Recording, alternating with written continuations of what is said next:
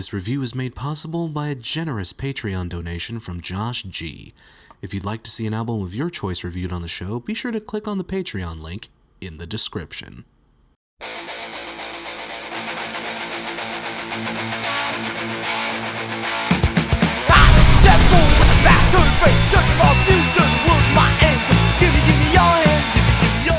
Crash, what the hell is this? I hear some of you say. Why are you reviewing an album from freaking February? Apart from the obvious reasons. Well, this album was requested via a donation on my Patreon. It's actually one of the reward tiers, and while I do take all of your suggestions into account and consideration, I have to admit a suggestion with a few bucks behind it is a lot more convincing. So, Screaming Females then. I might lose a bit of my indie cred, well, whatever's left of my indie cred after I slagged off those Strokes' last album, by admitting I wasn't familiar with them until my patron requested them, and I was too busy playing Fallout, working on other videos, to dig into their back catalog, so consider this a first exposure review. I feel like any good album should be able to stand on its own accords, and you shouldn't need the entire backstory to enjoy the experience. It's music, not Game of fucking Thrones. An album should be able to stand on its own merits, not its pedigree. So what did I think of this album? Well, I'll put it this way, after hearing it, I'm thrilled to know I have 5 more lovely, fuzzy gems of indie rock goodness waiting for me to uncover when I pry myself from the wasteland.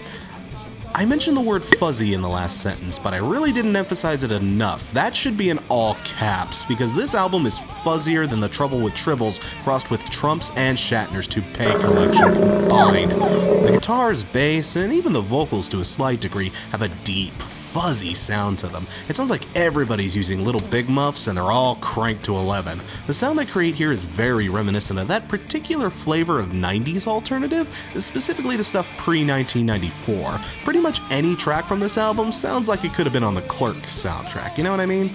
And I really dig that sound, if only for nostalgia's sake. Marissa Paternoster does a terrific job with her riff crafting here, too. I read in my research that Spin magazine actually, at one point, rated her the 77th greatest guitarist of all time. After hearing this album, I totally get why. She's no Jimmy Page, but the way she weaves together catchy and charismatic fretwork into verses and choruses is very impressive. In fact, the more I listened to this album, the more I picked up on the sheer acrobatics of her picking and chord selection. I really appreciate artists that can deliver that kind of subtlety and nuance in their sound. For real, if you find yourself kinda on the album at first, give it a few more listens. It grows on you, I promise. There are things that might throw you off about this album, though. Paternoster's vocals are very distinct, and by very distinct, I mean wobbly vibrato! The kind of warbly vibrato that Patrick Stump thinks is cool for some fucking stupid reason, but she actually pulls it off, very effectively if I can add. And while the album starts very strong with the first 4 tracks, the tone does shift a wee bit in the midpoint, particularly the song Broken Neck. I get what they were going for here, something a bit more ominous, something with a slight tinge of deviousness to it, but it was just a bit amelodic for my tastes. I don't know, you might enjoy it. It's not a terrible song. The other slower tracks, Hopeless and the title track, definitely stand out better, in my opinion, and the album does pick up its energy again once Triumph kicks in. Not to mention there's some damn excellent soloing by the closing track, Criminal Image. I mean, damn Marissa, you really did earn that spot on Spin's list, didn't ya? This band, or at least the entire one album I've heard from them, reminds me of another very distinctive group that I actually reviewed earlier this year, namely Royal Thunder. Though, while their approach was more doom metal and stoner rock, these guys have more of an indie, garage rock vibe to them. There's similar elements to both of their sounds, but I feel like their particular approach is more of a Judy as opposed to a Roger, if anyone in my audience is old enough to get that reference.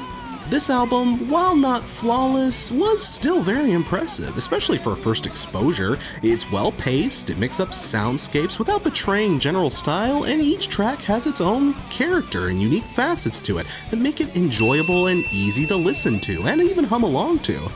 Thanks for exposing me to these guys, Josh. I'll definitely be keeping my ear to the ground while I work on other videos and get my production schedule back up to date. Yeah. Rose Mountain gets 4 triples out of 5.